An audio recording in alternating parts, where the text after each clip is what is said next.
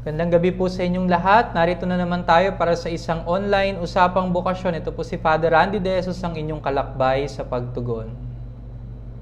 Ito po si Earl Tan, ang inyong kalakbay sa pagtugon. At ito po si Carlo Malaluan, ang inyong kalakbay sa pagtugon. Sa gabi pong ito ay ating makakasama ang Kura Paroko ng San Vicente Ferrer Parish, Lumampong, Indang, Cavite. Siya po ay walang iba kundi si Father Jopet Ebalobo. Father Jopet, magandang gabi po. Magandang gabi, Father Randy, Earl at Carlo. Sa lahat po ng mga nanonood, malaking karangalan po na ako po ay maimbitahan para po dito sa ating usapang bokasyon na ito. Magandang gabi po. Salamat po, Father Jopet. Sa pagkakataon pong ito ay sisimulan natin ang ating usapan sa pamamagitan ng isang opening prayer na pangungunahan ni Brother Earl Tan at susundan naman ng pagbasa ng salita ng Diyos ni Brother Carlo Malaluan. Alalahanin po natin na tayo ay nasa banal na presensya ng Panginoon.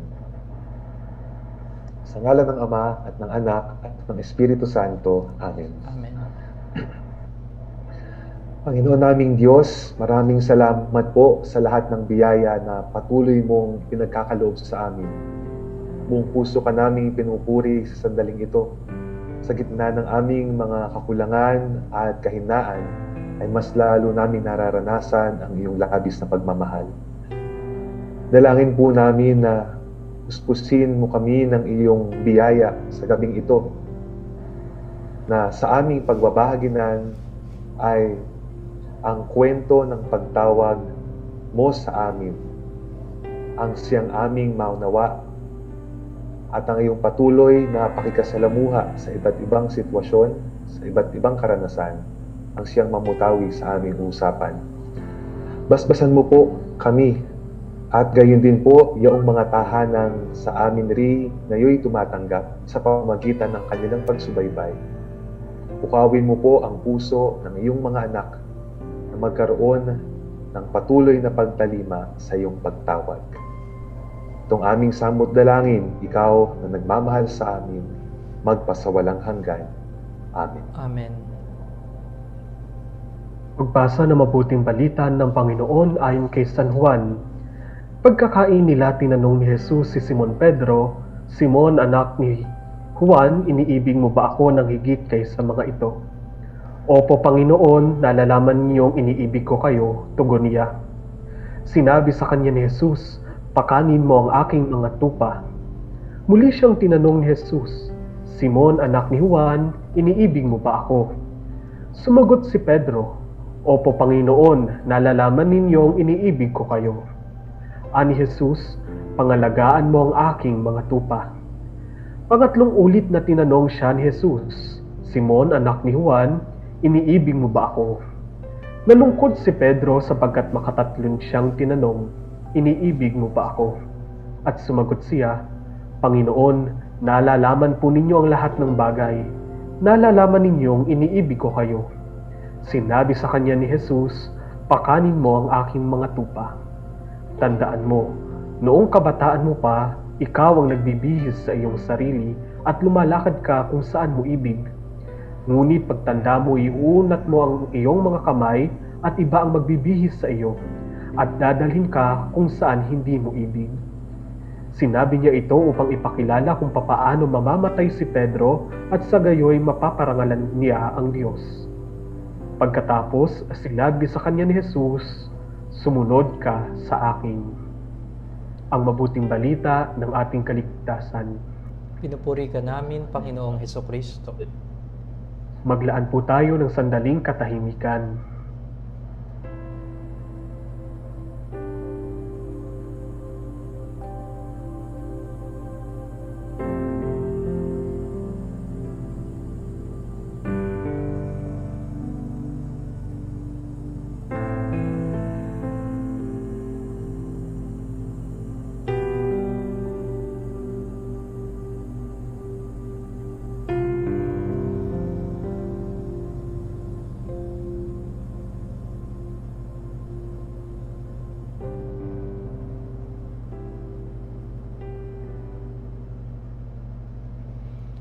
Ang bawat kwento ng bokasyon ay natatangi. ito ay palaging isang karanasan ng pakikinig sa mga paanyaya ng Diyos sa ating buhay. At sa mga nagdaan nating online usapang bukasyon, nagiging higit pa itong makabuluhan sa tulong ng mga tao na ating naaanyayahan o ng mga panauhing pari, madre, seminarista, mga relihiyoso at relihiyosa na nagbahagi sa atin ng iba't ibang makukulay na kwento ng kanilang bokasyon. Kaya sa gabing ito, ipagpatuloy natin ang ating usapan na tayo sasamahan ng ating panauhing pari. Inuulit ko po si Father Jopet Ebalobo na siyang kasalukuyang kura paroko ng San Vicente Ferrer Parish sa Lumampong, Indang, Cavite. Father Jopet, magandang gabi po muli sa inyo. Magandang gabi po uli. Binibigay po namin ang pagkakataon sa inyo, Father, para sa kwento ng inyong bokasyon. Maraming salamat sa pagkakataon. Napakaganda lagi na kapag ikaw ay binibigyan ng pagkakataon ganito, ay lagi mong mababalik-balikan at naalaala. Paano nga ba ang mga naging simula ng pagtawag ng Diyos sa buhay na ito, sa buhay pagpapari? Sa totoo lang at sa pag-amin, hindi naman relihiyoso ang aming pamilya. Wala akong natatandaan na malapit o malayong mga kamag-anak na napupunta sa relihiyosong pamumuhay o sa ganitong buhay. Maging ang mga magulang ko at ilang mga kamag-anak ay hindi naman malapit o aktibo sa simbahan, parang mga karaniwang maninimbala lang. Pero ewan ko, siguro talagang mahiwaga ang Diyos sa kanya mga ginagawang pagtawag sa mga tao. Kung aking alalahanin, kung paano ba unti-unting umusbong ang bukasyon na ito, ako rin ay karaniwang bata noon. Makulit, magulo, maraming mga kalokohan din sa buhay. Pero ganun pa man, bahagi din ng aking naging pagkabata, maaga pa, napapansin ko sa sarili ko na para bang may pagkiling ako o may hilig ako sa usaping mga relihiyon. Natatandaan ko nung elementary days, may mga katekista na nagtuturo ng relihiyong Katoliko. Uma-attend ako doon. Lagi ako nagre-recite. Pero kapag ang dumarating para magturo ng relihiyon ay pastor o baptist o born again, ako uma-attend din at gustong-gusto kong makinig kahit na basta yung tungkol sa salita ng Diyos, na mga turo ng pananampalataya, wala akong masyadong pinipili. Kaya nga natawa ako, pagdating ng graduation ng elementary, tinawag ako ng katekista sa stage dahil meron daw akong award sa religion. Tuwang-tuwa ako. Tapos, pagkababa ko, nung yung pastor na magbibigay ng award, abay tinawag din ako. At meron din akong award sa Baptist. Hindi ko maintindihan, pero gustong-gusto ko yun, Gustong-gusto kong basahin yung Biblia na isinalarawan, yung may drawing, yung parang comics. Parang nabasa ko na nga yun lahat, at madali ko nga naintindihan dahil parang comics. Yun, yung mga unang mga yugto ng siguro mga punla na ng bukasyon. Pero dahil karaniwang bata, hindi naman ako ganoong ka-aware. Basta natatandaan ko lang, nung tinanong ng aming teacher sa katekista, kung sino ang gusto kong magpari, ay agad akong nagtaas ng kamay, hindi dahil sa gusto kong magpari, kung hindi gusto ko lang maging mataas yung grade ko sa religion. Yun po, yun. Pagdating ng high school naman, napapasok naman ako sa parochial school. Yun naman ang maganda doon. Kasi doon, unti-unting hinubog pa rin yung buhay simbahan. Kasi doon, una akong pumasok sa pagsasakristan, Knights of the Altar. At kahit na wala namang karanasan, sige, pasok lang ng pasok. Kung ano lang yung pwedeng magawa, tagadala lang ng kandila, ganyan. Tagadala lang ng yung tubig at alak. Natatandaan ko rin minsan na mayroong celebrated mass dahil fiesta doon sa aming parokya. Hindi dumating yung mga senior servers. Tapos, dahil wala sila, napilitan na ako yung humawak ng insenso, insensaryo. Hindi ko naman alam kung anong gagawin. Kaya habang nandun ako, binubulungan ko na lang yung pari at inamin ko na lang yung katotohanan na, Father, hindi po talaga ako marunong mag-serve. Bakit ba ako napalagay dito? Sabihin nyo lang po kung kailan ako lalapit, ganyan. O kung papalagyan na ba ng pampausok itong hawak ko. Yung mga ganong bagay, no? Kabadong-kabado ako, pero natutunan din naman. Ang mga pari sa aming parokya noong mga araw na yon ay hindi mga Pilipino, no? Mga Irish missionary. Pero magagaling sila magtagalog. At dahil talagang Irish, ang gaganda ng kanilang mga suot na damit. At yung isa sa mga nakakatawag pansin sa akin, ang ganda pala ng suot ng pari. Iba-iba pala ang kulay, minsan green, minsan puti, minsan violet, yung mga ganyan, parang doon pa lang napapatingin na ako. At unti-unti, yung high school days na yon ay na-involve ako sa simbahan bilang altar server o Knights of the Altar pa ang tawag nila doon. Pero siyempre, bahagi ng kabataan, hindi ko naman talaga ninais o pinangarap na maging pari. Actually, ang gusto ko, sana pagkatapos ng high school, ang gusto ko ay maging seaman. Yun bang kaya nakaset na ako na ang kukunin kong kurso ay nautical engineering. Kasi gusto kong maging kapitan ng barko. Dahil gustong-gusto kong nagbabiyahe at naglalayag. Yun talaga yung pangarap ko. Maging seaman. Maging kapitan ng barko. Pero naiiba rin ang lahat, Pagdating ng kolehiyo, hindi naman yun ang kurso na nakuha ko. Nung ako'y nag-college, dahil ako'y may kamag-anak na chemical engineer at lagi niya akong sinasabihan na, Dong, yun ang tawag niya sa akin, Dong, magandang trabaho ito, Dong, yayaman ka dito, Dong. Parang mga ganyan, oo nga, sabi, libre ang sasakyan mo dito, maraming benefits dito, gamot ay libre, mga ganyan. Kaya, nung nagsimula akong magkolehiyo, ang nakuha kong kurso ay chemical engineering. Pero yun po, tuloy-tuloy na sana ang pag-aaral na yon at maganda na sana yung kinakaharap patungo sa buhay na pagiging chemical engineer. Ay dumarating din minsan ang problema, Ang aming pamilya ay nagkaroon ng krisis. Parang namatay ang tatay, nagka-problema ang pamilya, walang masyado nasusuporta doon sa pamilya namin. Kailangan kong huminto sa pag-aaral. Kung natatandaan ko, 3rd year o magpo-4th year na ata ako noon. Kailangan kong magtrabaho.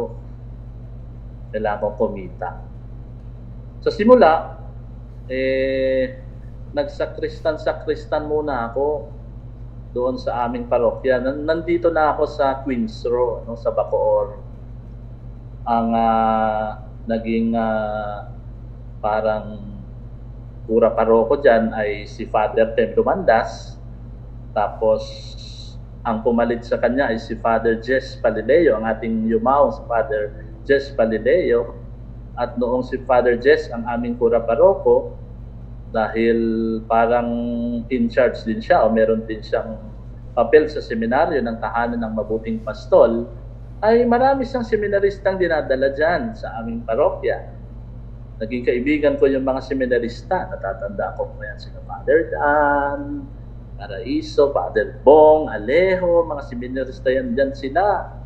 Tapos, Pag may house blessing, dahil sumisibol-sibol yung mga subdivision noon, dyan sa may area ng Bacoor na yan, lagi nila akong isinasama. At ako naman ay laging nasama. Kasi ang gustong-gusto ko sa house blessing ay yung magsasabog na ng barya.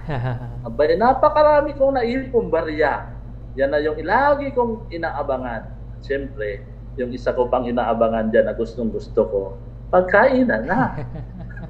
Laging laging masarap yung pinapakain. Talagang parang nakita ko, ito pala yung pagiging seminarista, ganyan. Nakakakwentuhan ko na sila tungkol sa ilang mga bagay sa buhay nila bilang seminarista. Pero sabi ko nga, nasa krisis ang pamilya eh. Parang hindi pa ako handa para doon. Meron namang isang lay minister sa aming parokya na nag-alok ng trabaho. Magtrabaho muna. Trabaho muna ako. Parang ang naging trabaho ko ay, kahit ang course ko ay chemical engineering, ang pinasukan kong trabaho ay sa electrical mechanical department ng PLDT. Parang ang layo, kuryente doon sa mga chemical. Pero sinubukan ko kasi kailangan ko. Kailangan kong maghanap buhay para kumita sa aming pamilya. At doon, nagtrabaho ako. Hindi naman mahirap magtrabaho kasi nga, mechanical, electrical, nandun na naman lahat. Isi-check mo lang. Ang trabaho ko ay parang 12 hours a day. Nagtatrabaho ako 1 hour lang. Lagi na ako nakatambay. Doon, nakatambay lang. At siguro, isang pamamaraan din yon. Yung maraming oras na wala akong ginagawa, lagi lang akong napapahinto, nananahimik, nagtatanong, ano ba talaga ang purpose ko sa buhay? Yan yung mga bakanting oras. Habang nagtatrabaho ako dyan, sa aming parokya, aktibo na ako. Knights of the Altar, naging junior catechist, naging member ng Knights of Columbus, Legion of Mary, Porcilio, kung ano pa mang pwedeng salihan. Yun yung parang naging buhay ko. Pasok sa trabaho, pag walang pasok sa trabaho, nasa simbahan. Kumikita na, nakakatulong na sa pamilya. Tapos nagpalit na ng pare. Ang pumalit na uli ay ang yumaong si Father Jindra Fal. Siya na yung aming kura paroko. At noong ako'y nagsisilbi sa simbahan, ganun din nagtatrabaho, parang unti-unti, sa kaiisip-isip ko, parang may attraction na sa akin yung buhay pagpapari na ito. Minsan nga, papasok ako ng trabaho, itong isang kaibigan ko na taga dyan sa Queens Road, ay humingi ng pabor sa akin. Sabi niya, hindi ko kasi alam yung seminaryo sa buhay na tubig eh. Pwede pang samahan mo ako? Alam ko naman yun. Papasok na sana, pero dahil kaibigan yung nag-imbita, sige, samahan kita. Samahan kita. At sinamahan ko siya. Mag-e-exam ako, sabi niya. Pagdating doon, nag-exam siya. At ang sabi sa akin, pag-exam ka na rin kaya. Walang kaplano-plano. Niyaya ako, samahan siya. At dahil alam kong lugar, sinamahan ko. Pero pinag-exam na rin ako. Sulat lang ako ng sulat doon. Ang alam ko, nang hula-hula nga lang ako doon eh. Okay, pagkatapos noon, sige, trabaho na ulit, tuloy ang buhay. Hanggang sa may dumating na sulat, galing seminaryo. At ang sabi ng sulat, nakapasa ka. Huh? Sabi, paano ako makakapasa? Hula-hula ako nga ang sagot doon. Natawa nga ako sa sarili ko. Pero ang sabi na, nakapasa ka. At inaanyayahan ka ng seminaryo sa parang isang live-in. Parang hindi ko na maalala kung overnight o 2 gabi sa seminaryo. At may interview na rin. In-interview na rin. Pagkatapos ng interview, nung sabi sa akin ng mga formator, Father Manny, Father Tony, pasado ka sa seminaryo. At diyan dumating ang krisis. Sabi ko, paano? Kung papasok ako sa seminaryo, paano ang pamilya?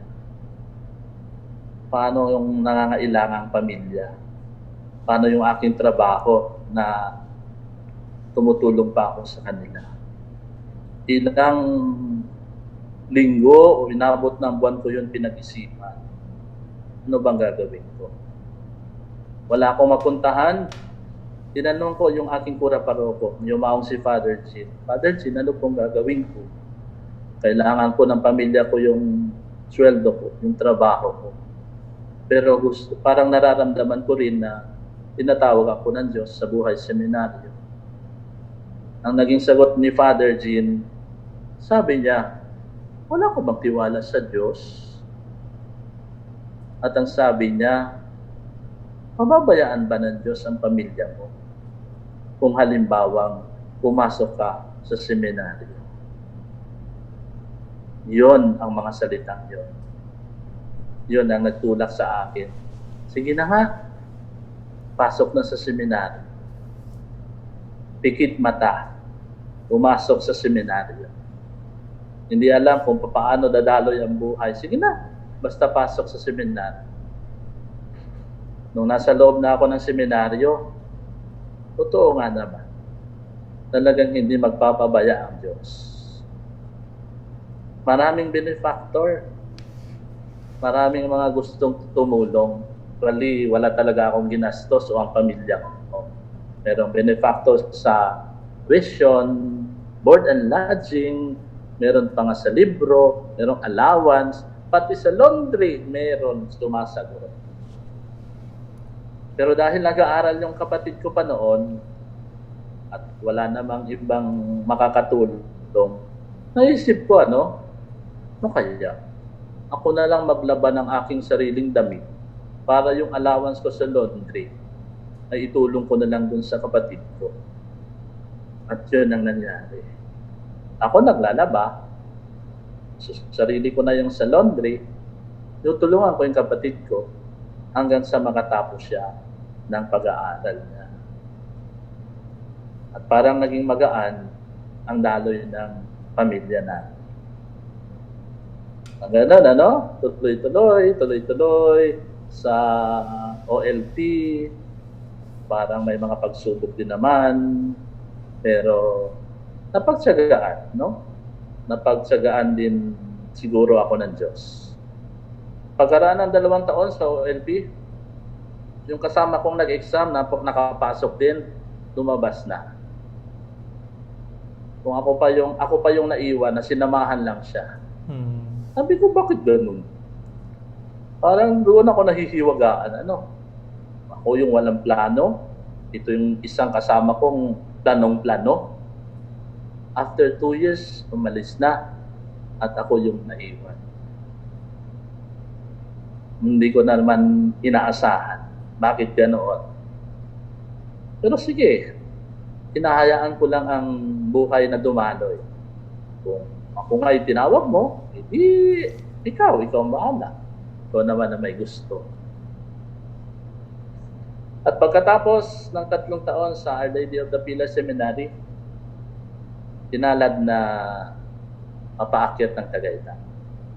Sa Tagaytay, mabilis lang ang buhay, parang kulang nga ang oras, ano, at napakaswerte na ang naging tagahubog ay si Cardinal Cito. Natapos namin yon, kami ata yung huling batch na naging rector siya. Marami siyang naitulong sa akin. Nakita ko kung paano ang pagkilos ng Diyos. Nakita ko kung paano siya tumawag. Ibibigay lang ang pagtugon. Ngayon, mukhang 14 years na akong pari. Hindi ko rin alam kung paano taon-taon ay pari pa rin. Kahit na maraming mga pagsubok at mga panawagan na hindi maging tapat sa Diyos. Siguro yun lang yung nakikita kong mga inspirasyon. Ang Diyos ay tumatawag. Minsan hindi mo maintindihan. Pero kapag binuksan mo yung sarili mo at puso mo, makikita mo na talagang ang Diyos ay may personal na pagtawag sa bawat tao na kanyang ninanais na maging kanyang alagad. Maraming salamat po, Father Jopet. No? Nakakatuwang pakinggan ang iyong kwento ng bukasyon. No? Earl and Carlo, kung papansin natin yung kwento ni Father Jopet, no? Parang sa kasalukuyan, syempre, pag nasa loob ka ng seminaryo, malimit nating nasasabi yung nagiging napakamapanghamon ng mga nangyayari, hindi madali. No? Pero sa naikwento sa atin ni Father Jopet, bago pa siya pumasok sa seminaryo, napakarami na din niyang hinarap. No? At ang nakakatuwa, kasi yung attraction nung kanyang pagkabata nagsimula nga doon sa vestment din ng pari, no? Tapos yung pagiging active din sa catechism class, no? Nakakatuwa, Father, kahit sa ibang sekta pala na talagang nandun yung interest ng kanyang pakikinig, no? Tapos may mga pari na nakilakbay sa kanya.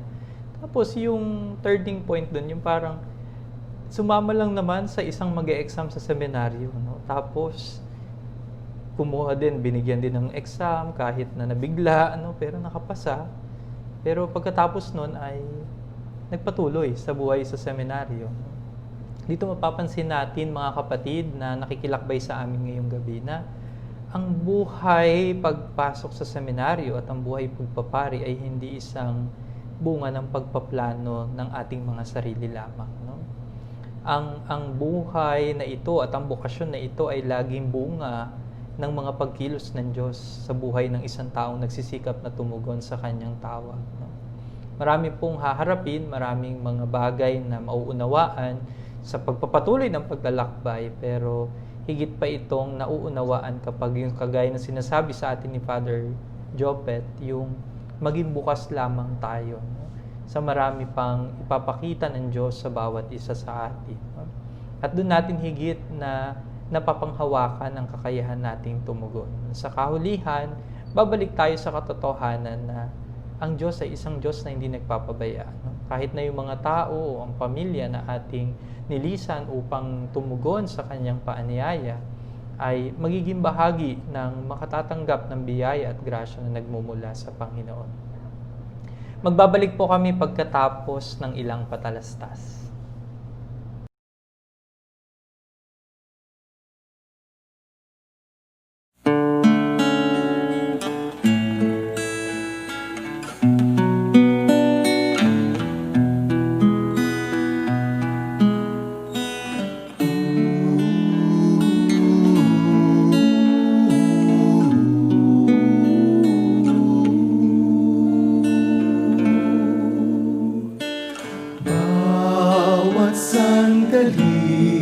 Dalangin ko'y binibigkas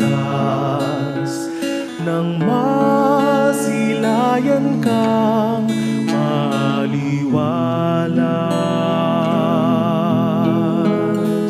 Nang ibigin ka, Panginoon, buong wagas, nang aking masundan ang iyong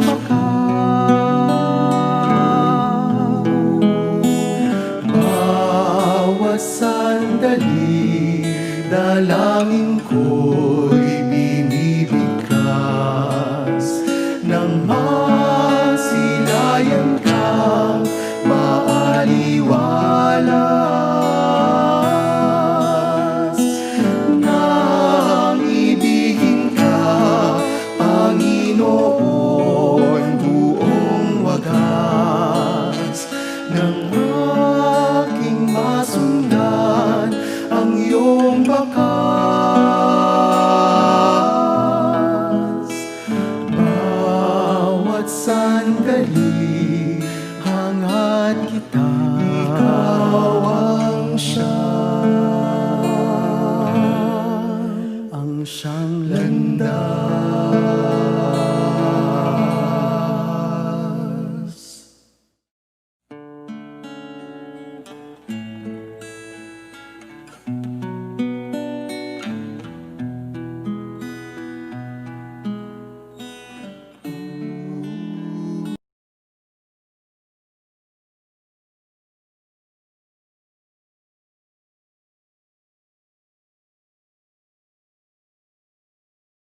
Ang mapangalagaan ang kalusugan ng katawan at kaluluwa ngayong panahon ng pandemya mula kina Father Bokbok at Sister Blessing.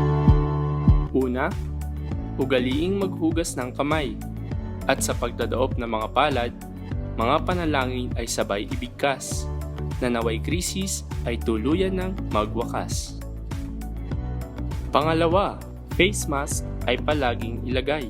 Natatakpan man ang bibig, mga tinig pa rin ay maaaring iparinig, mga salita ng pag-asa at pag-ibig. Pangatlo, iwasang magbasa ng fake news. Basa-basa din ng good news. Huwag papakain sa negativity. Alam ko hindi madali, pero try to stay happy parati. Pang-apat, mga musta. Gamitin ang tunay na halaga ng social media. Kumonekta. Natatakpan man ang bibig, tainga at puso na may pwedeng magamit. May kakwentuhan ka na, may napangiti ka pa. Dahil bagamat magkahiwalay at may 1 metrong distansya, di tayo layo sa isa't isa. Panglima, stay at home, stay safe, and stay with Jesus.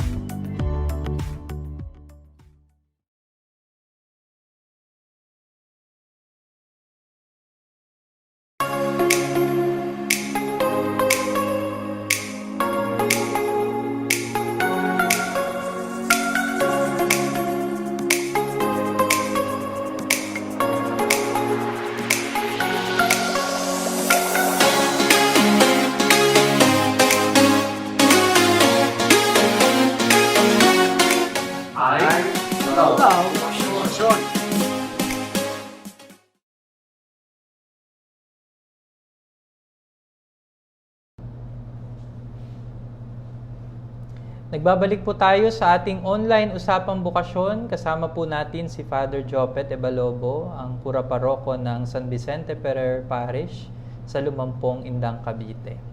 Ngayon po ay dadako tayo sa ikalawang bahagi ng ating usapang bukasyon. Magtatanong po ang ating mga kasama na sina Carlo at Earl sa ating panauhing pari. Mauna po si Carlo. Magandang gabi po, Father Jopet. Magandang gabi po.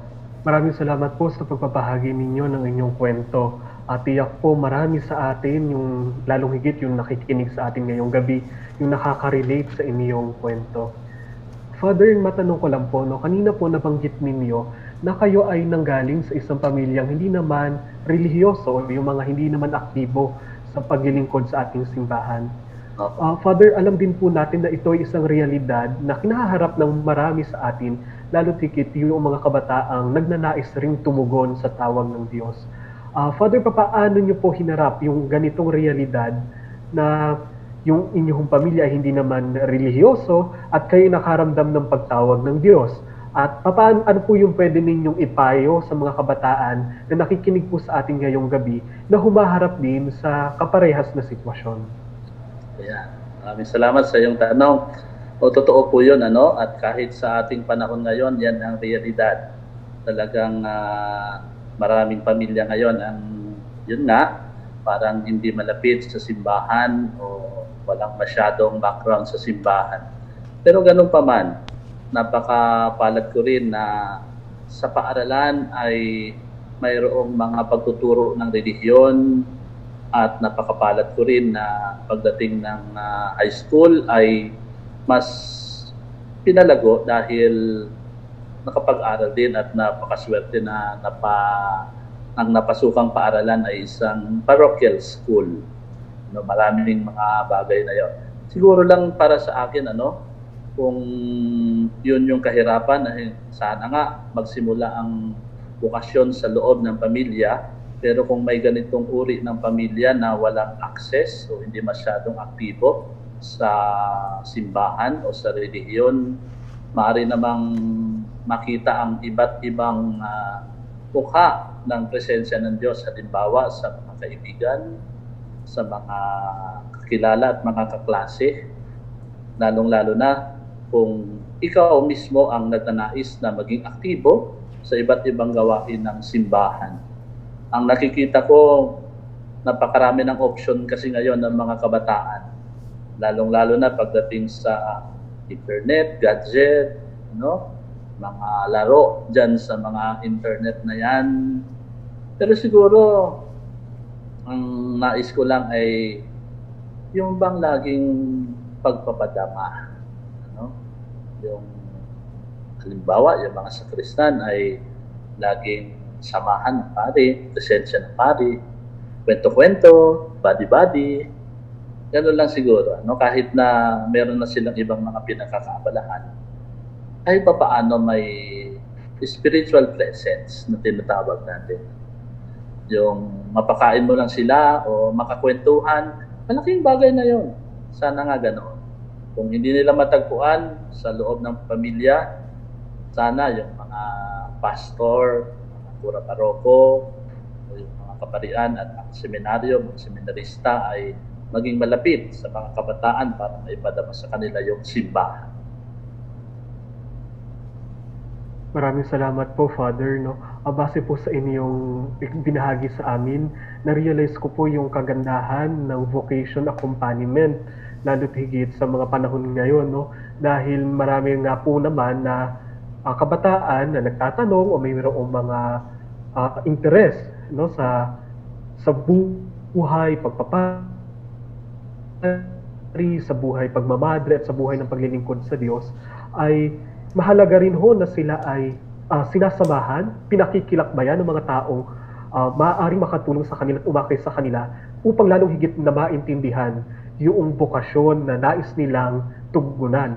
At siguro ho sa mga nanonood sa atin ngayong gabi, tama po ang sinabi sa atin at in-advise sa atin ni Father Jopet, maging bukas sa pakikilakbay, lalo't higit doon sa mga taong at sa mga pari, madre, religyosa, na makakatulong sa ating higit na unawain kung ano ba yung buhay ng paglilingkod sa Diyos. At dahil marami ho sa atin may mga questions, may mga tanong, mahalaga rin ho siguro na mayroong mga taong gagabay sa atin na higit nating maintindihan, ito pala ang buhay at bukasyon na nais kong tugunan. Maraming salamat po, Father Jopet. Maraming salamat din. Salamat, Carlo and Father Jopet. Ngayon naman si Earl. Magandang gabi po, Father. Magandang gabi po, Earl. Kamusta na po? Maraming salamat po una sa inyong pagbabahagi sa amin. Kaunting pagsilip sa patungkol sa inyong buhay.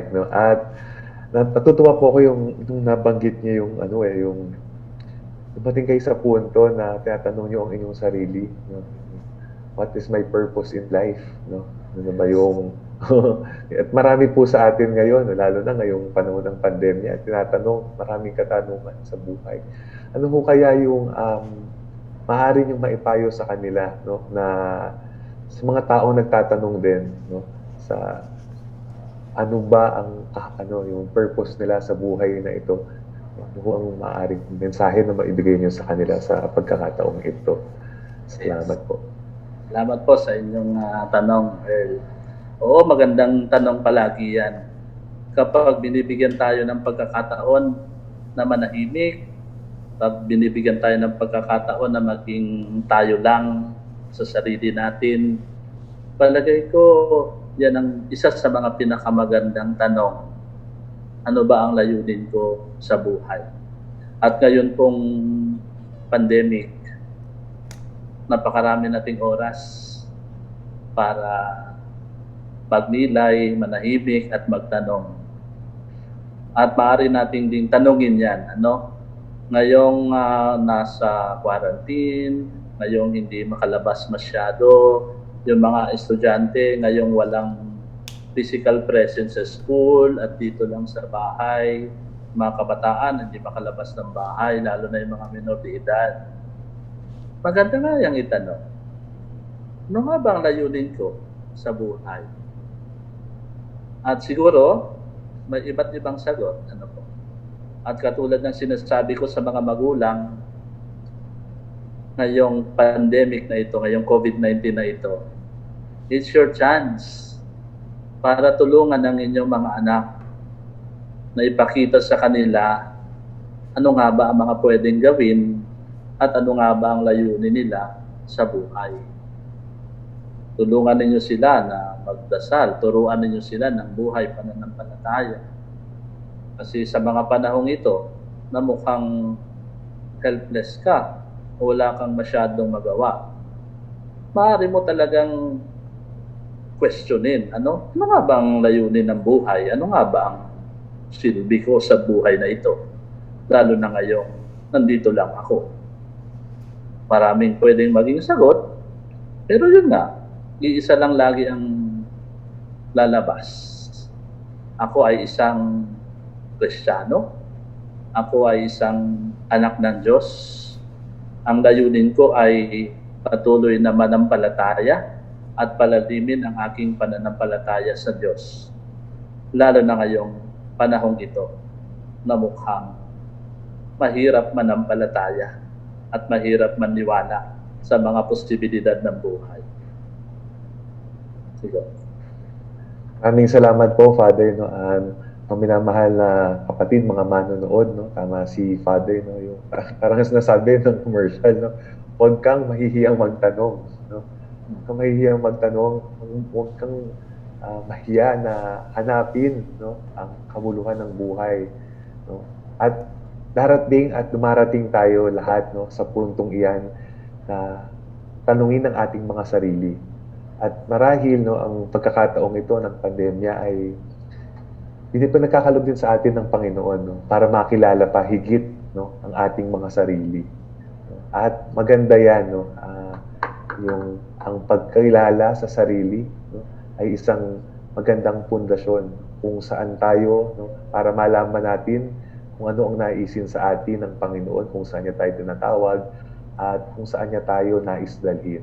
No? Kaya ang pagiging bukas, no, sa pagtatanong na ito, no, at marahil, no, sa tulong din ng ating mga magulang, kanina yung sinasabi ni Brother Carlo, no, at ni Father, yung sa tulong din ng ating mga kaparian, no, yung ating mga parish priest, no, ay makausap natin sila sa gitna ng ating mga pagtatanong, ay makatutulong rin sa atin, no, upang tayo ay magabayan at magkaroon ng direksyon, no, sa gitna ng ating mga pagtatanong sa buhay.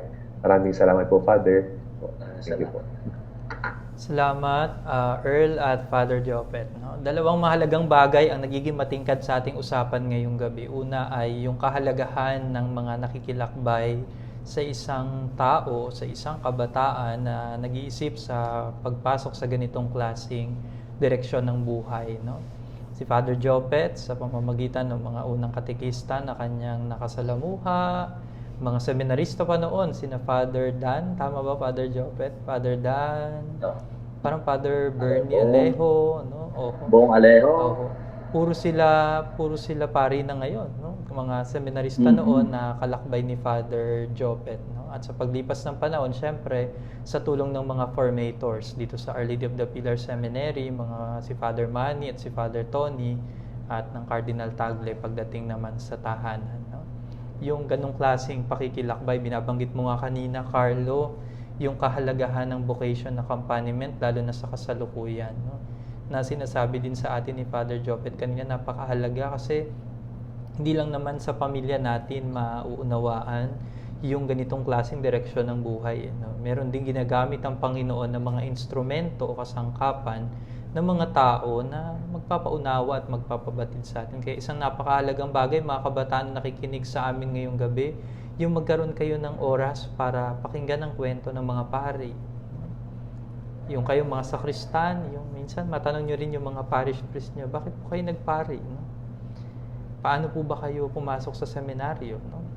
O yung mga seminarista, kagaya nyo, Carlo, Earl, at mga seminarista na nakikinig sa atin ngayong gabi, isang maganda talagang pagkakataon yung kayo nakakapagkwento ng inyong mga simulain. No?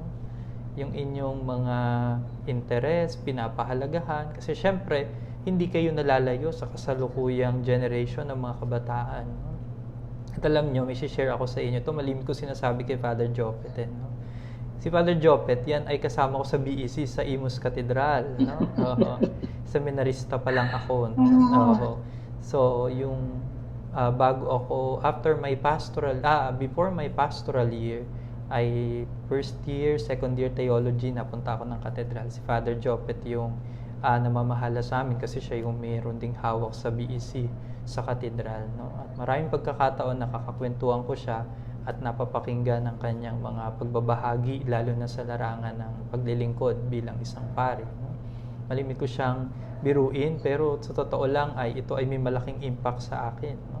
Kasi syempre yung pagiging accommodating ng isang pari, yung pakikipagbiruan, no? Yung pagiging magaang sa samahan, no? At syempre lalo tigit yung pagtitiwala, no? Pagtitiwala na itong mga seminaristang ito ay mahuhubog sa larangan ng pakikipamahayan sa iba't ibang community. Alam ni Father Jopet yan, no? Yung BEC Nara Homes, no? Tansan Luma. Doon niya ako pinatutulog, pinatitira, no? At pag magkukwento ako sa kanya ay natutuwa ako kasi yung kakayahang makinig, no? Sa mga kwento, no? At awa ng Diyos ay ito rin po ako, isa ding pari sa kasalukuyan, no? Na nakilakbay, na natuto at nahubog sa kwento rin ng maraming pari at mga seminarista na aking nakasama. Kaya po, mahalaga po yung ganitong klaseng pakikilakbay, no? Ang pagtugon po ay hindi pansariling tugon lamang. Ang pagtugon po ay laging mayroong kasama sa paglalakbay, no? Hindi lang po tayo ang tumutugon, maging ating pamilya, ang mga kaibigan, ang mga nakakasama natin, ay inaanyayahan din ng Diyos sa isang direksyon ng tamang paraan ng buhay. Kalawa po, yung pagtatanong sa kahulugan at saysay ng buhay, no? Yung sinasabi nga yung purpose ng buhay natin, layunin ng buhay natin. Kanina po nagbabahagi sa atin si Father Jopet yung sandali na napatanong siya, napadasal, napanilay, no? Nakapanahimik. At sa kasalukuyang pagkakataon na ating nararanasan ngayon, isang pandemya, binabanggit din po sa atin ni Father Jopet, no? Magandang pagkakataon para tayo ay magtanong sa diwa sa konteksto ng isang panalangin, no? Ang direksyon po ng buhay natin ay hindi yung isang direksyon na walang saysay, no? Lagi po nating tatandaan, bahagi ng ating buhay ay yung ating pagtingin sa kung saan tayo dinadala ng Diyos sa bawat nangyayari, no? Bawat tao may ambisyon, bawat tao may bokasyon, no? Kumbaga, meron tayong hinahangad, pero meron ding plano ang Diyos sa atin. Nasa sa atin na lamang kung paano natin ito magagawang unawain, pahalagahan, at bigyan ng pansin, no? Lalo na sa kasalukuyang panahon. Kasi syempre, hindi lang naman po tayo nilikha ng Diyos para tumayo maghapon, no? O kaya mag-Facebook maghapon, no? Hindi rin tayo nilikha ng Diyos para matulog maghapon, no? Kundi nilikha tayo ng Diyos para unawain ang saysay at kahulugan ng buhay natin, no? Kumbaga, hindi tayo patambay-tambay lamang, no? Mayroong direksyon ang buhay natin at magagawa nating maunawaan yon kung magiging mapagnilay tayo, no? Kaya kayo, mga kabataan na nakikinig, mga kapatid na laiko, na naglilingkod sa simbahan, at syempre sa mga tao na nagpapatuloy sa buhay sa kabila ng ganitong klaseng mga krisis at pagsubok na ating nararanasan, no? Huwag po tayong manghina at mawala ng pag-asa na unawain kung saan direksyon tayo ng Diyos o saan direksyon ng buhay tayo inaanyayahan ng Diyos, no? Ito po ay isang proseso, no? Hindi po isang madali ang kaganapan sa buhay natin. Kaya nga po may seminaryo para po tulungan ng isang kabataang nagninilay sa kanyang bokasyon. Kung siya ba'y tinatawag ng Diyos sa buhay pagpapari, o siya'y tinatawag ng Diyos sa pagiging isang mabuting ama, sa isang pamilya, pagiging isang mabuting lingkod bayan, o kaya sa pagiging isang mabuting tao, no? Na maaring makapagbigay ng kanyang bahagi para sa mas mabuti pang kapakanan ng bawat isa sa atin. Father Jopet, sa pagkakataon pong ito'y binibigay namin sa iyo ang pagkakataon para ibahagi ang mga pangwakas na mensahe na nais niyo pong bitawan sa mga tao at mga kabataan na nakikinig at sumusubaybay po sa atin ngayong gabi. Maraming salamat ulit, Father Randy. Siguro, base sa aking personal na kwento ng buhay, bokasyon at pagtugon sa Diyos, maraming mga pagkilos ng Diyos. Ang siguro lang sa atin ay maging bukas at mananampalataya. Minsan hindi natin alam, hindi natin sigurado, mag-aalinlangan tayo. Pero katulad ng mga nauna na tumugon sa Panginoon, ganoon din eh. Hindi rin nila alam kung ano bang daratnan nila sa paglalakbay na ito at pagtugon. Pero kapag ang Diyos ang tumawag, hindi naman yun patungo sa kapahamakan. Kaya kahit mahirap na maintindihan, mahirap maunawaan, siguro yun lang yun. Wala naman siyang nais na hindi mabuti para sa atin. Kung tinatawag niya tayong tumugon, ating naramdaman at naranasan at narinig ang tawag, kahit kung ano pa man ang ibigay na hadlang, kung ito'y panawagan ng Diyos, ito'y laging mangyayari. Maging bukas lamang tayo sa Kanyang pagkilos, manampalataya lang tayo na tayo'y Kanyang sasamahan at gagabayan saan man niya tayo nais dalhin. Kaya sa mga nakikinig po, buksan lang po ang puso at manalig sa Panginoon sa Kanyang patuloy na pagtawag sa atin. Muli, Father Jopet, maraming salamat po sa inyong pagpapaunlak sa aming paanyayang ito para sa online usapang bukasyon. Sa inyo pong lahat na mga nanonood ngayon, kung kayo po ay may mga katanungan at nais pang liwanagin, ay maaari po kayo mag-iwan ng mensahe through private message sa Ministry ng Bukasyon Facebook account at sisikapin po namin na sagutin ang inyong mga katanungan sa kakayahang mayroon po kami. No? At syempre po, binubukas din natin ang mga online vocation accompaniment program kung saan higit pa po natin palalalimin ang mga kwento ng bukasyon o mga gabay na maaari po ninyong isa-isip at isa-puso upang higit po ninyong maunawaan ang paanyaya ng Panginoon sa diwa po ng ganitong klaseng mga gawain. Father Jopet, hilingin po namin ang pangwakas na pagbabasbas. Sa ngalan ng Ama, ng Anak at ng Espiritu Santo. Amen. Sa lahat po ng mga biyaya, Panginoon, maraming salamat po sa lahat ng mga pagkilos, butil ng pananampalataya, pagtawag sa mga ginagawa naming pagtugon, lagi ka naming pupurihin at pasasalamat. At sa inyo pong lahat, ginagawat po ang pagpapala. Sumainyo ang Panginoon. At sumainyo rin. At pagpalain nawa kayong lahat na makapangyarihang Diyos, Ama at Anak at Espiritu Santo. Amen. Mga kapatid, lagi po ninyong tatandaan, mayroong bukasyon kung tawagin. Ito po si Earl Tan, ang inyong kalakbay sa pagtugon. Ito po si Carlo Manaluan ang inyong kalakbay sa pagtugon. At ito po si Father Randy De Jesus, ang inyong kalakbay sa pagtugon. Stay at home. Stay safe. And stay with Jesus. I Love. Bukasyon. Maraming salamat po sa inyong lahat. Magandang gabi and good night. Thank you, Carlo, Earl, and Father Jopet. God bless you all. God bless.